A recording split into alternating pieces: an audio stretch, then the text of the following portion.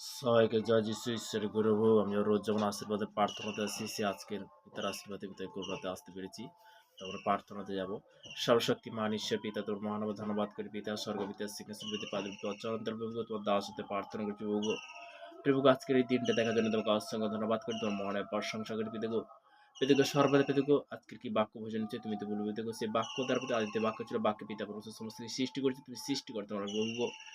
দ্বিতীয় বিবরণ তার 28 অধ্যায় 1 পদে তুমি তোমার বাক্য বলছো, আমি তোমাদেরকে অধ্যয় যে সকল আজ্ঞা আদেশ করেছি যত্নপূর্বক পালন করবার জন্য, যদি তুমি আপন ঈশ্বর সদাগৌরবে মনোযোগ সহকারে কর্ণপাত করো, তবে তোমার ঈশ্বর সহ পৃথিবীর সমস্ত জাতির উন্নত করবেন। পিতাকে সর্বদা পিতাকে যে সকল সন্তানরা শুনছে পিতাকে তাদেরকে তুমি সর্বদা পিতাকে সেই প্রার্থনার লেভেল তুমি উন্নত কর প্রভু গো।